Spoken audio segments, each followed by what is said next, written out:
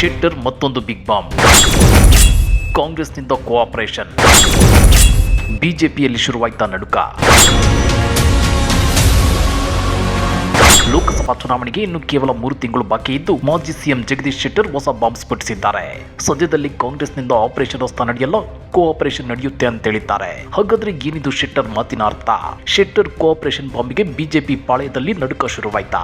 ಅದನ್ನ ಡೀಟೇಲ್ ಆಗಿ ತೋರಿಸ್ತೀವಿ. ಆದ್ರೆ ಅದಕ್ಕಿಂತ ಮೊದಲು ಹಲೋ ಕನ್ನಡ ಯೂಟ್ಯೂಬ್ ಚಾನಲ್ ಅನ್ನು ಸಬ್ಸ್ಕ್ರೈಬ್ ಮಾಡ್ಕೊಳ್ಳಿ. ಹಾಗೇನೇ ಪಕ್ಕದಲ್ಲಿರೋ ಬೆಲ್ ಬಟನ್ ಅನ್ನು ಪ್ರೆಸ್ ಮಾಡಿ.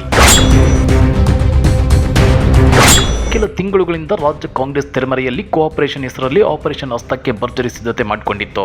ಅದು ಈ ತಿಂಗಳಾಂತ್ಯದಲ್ಲಿ ಕಾರ್ಯಸಾಧುವಾಗುವ ಎಲ್ಲ ಲಕ್ಷಣಗಳು ಎದ್ದು ಕಾಣ್ತಿವೆ.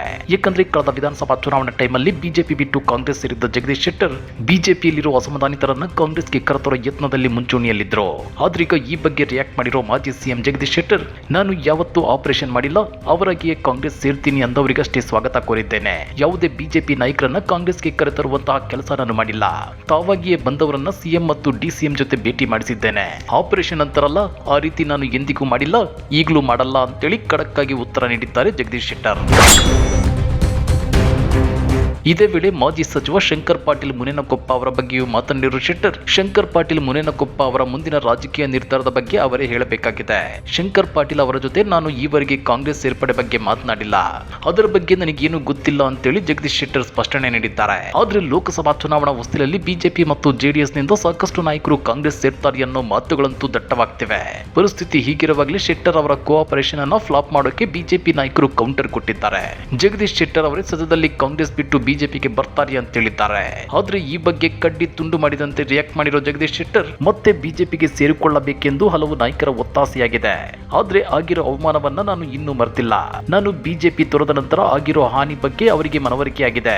ಆ ನಿಟ್ಟಿನಲ್ಲಿ ಕೆಲವರು ನನ್ನನ್ನು ವಾಪಸ್ ಕರೆತರುವ ಪ್ರಯತ್ನದಲ್ಲಿದ್ದಾರೆ.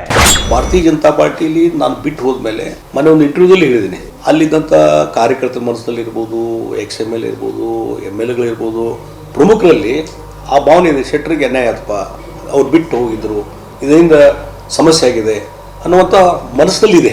ಹೀಗಾಗಿ ಆ ರೀತಿ ಎಕ್ಸ್ಪ್ರೆಸ್ಗಳನ್ನು ಬೇರೆ ಬೇರೆ ನೀವು ಬರಬೇಕು ವಾಪಸ್ಸು ಅನ್ನುವಂಥದ್ದು ಬೇರೆ ಬೇರೆ ಸಂದರ್ಭದಲ್ಲಿ ಹೇಳ್ತಾರೆ. ಅದಕ್ಕೆ ನಾನು ಈಗ ಅಲ್ಲಿ ಅಪಮಾನ ಆಗಿ ಹೊರಗೆ ಬಂದಿದ್ದೀನಿ. ಹೀಗಾಗಿ ಆ ನಿರ್ಧಾರ ಕೈಗೊಳ್ಳುವಂಥ ಹಂತದಲ್ಲಿ ಇಲ್ಪ ಅಂತ ನಾನು ಅವ್ರಿಗೆ ಹೇಳಿದ್ದೀನಿ. ನಾನು ಕೂಡ ಇನ್ನೂವರೆಗೆ ಯಾರೂ ಸಂಪರ್ಕ ಮಾಡಿಲ್ಲ, ಅದ್ರ ಬಗ್ಗೆ ಯಾವುದೇ ಚರ್ಚೆ ಮಾಡಿಲ್ಲ. ಆದ್ರೆ ಹಲವಾರು ನಾಯಕರು ವಾಪಸ್ ತರುವಂತೆ ಒತ್ತಡ ಹಾಕ್ತಿರೋ ಮಾಹಿತಿ ಇದೆ. ಯಾವುದೇ ಕಾರಣಕ್ಕೂ ನಾನು ಬಿಜೆಪಿಗೆ ಮತ್ತೆ ವಾಪಸ್ ಆಗಲ್ಲ, ಗರ್ ವಾಪಸಿ ಪ್ರಶ್ನೆಯೇ ಇಲ್ಲ ಅಂತೇಳಿ ಜಗದೀಶ್ ಶೆಟ್ಟರ್ ಸ್ಪಷ್ಟಪಡಿಸಿದ್ದಾರೆ. ಆದ್ರೆ ಶೆಟ್ಟರ್ ಅವರು ಬಿಜೆಪಿಗೆ ಹೋಗಲ್ಲ ಅನ್ನೋದು ಎಷ್ಟು ಸತ್ಯವೋ ಅಷ್ಟೇ ಸತ್ಯ, ಬಿಜೆಪಿಯಿಂದ ಕೆಲ ಪ್ರಮುಖ ಪ್ರಭಾವಿ ನಾಯಕರು ಸದ್ಯದಲ್ಲಿ ಕಾಂಗ್ರೆಸ್ ಸೇರೋದು. ಈಗಾಗಲೇ ಹಲವು ಬಿಜೆಪಿ ನಾಯಕರ ಜೊತೆ ಸಂಪರ್ಕ ಮತ್ತು ಚರ್ಚೆ ನಡೆಸಿರೋ ಡಿಸಿಎಂ ಡಿಕೆಶಿ ಆಪರೇಷನ್ ಹಸ್ತಕ್ಕೆ ಸಜ್ಜಾಗಿದ್ದಾರೆ. ಆದ್ರೆ ಬಿಜೆಪಿಯಿಂದ ಕಾಂಗ್ರೆಸ್ಗೆ ಯಾರ್ಯಾರು ಬರ್ತಾರೆ ಅನ್ನೋದಷ್ಟೇ ಸದ್ಯದ ಕುತೂಹಲ. ರಾಜ್ಯ ಕಾಂಗ್ರೆಸ್ ನಾಯಕರ ಈ ನಡೆ ಬಿಜೆಪಿಗರ ಎದೆಯಲ್ಲಿ ಅವಲಕ್ಕಿ ಕುಟ್ಟಿದಂತಾಗಿದೆ. ಈ ಬಗ್ಗೆ ನೀವೇನಂತೀರಾ? ಕಮೆಂಟ್ ಮಾಡಿ, ವಿಡಿಯೋ ಲೈಕ್ ಮಾಡಿ, ಶೇರ್ ಮಾಡಿ. ಇಂಥ ಮತ್ತಷ್ಟು ರೋಚಕ ರಾಜಕೀಯ ಸುದ್ದಿಗಳನ್ನ ಮಿಸ್ ಮಾಡದೆ ನೋಡಬೇಕು ಅಂದ್ರೆ ಹಲೋ ಕನ್ನಡ ಯೂಟ್ಯೂಬ್ ಚಾನಲ್ ಅನ್ನು ಸಬ್ಸ್ಕ್ರೈಬ್ ಮಾಡ್ಕೊಳ್ಳಿ.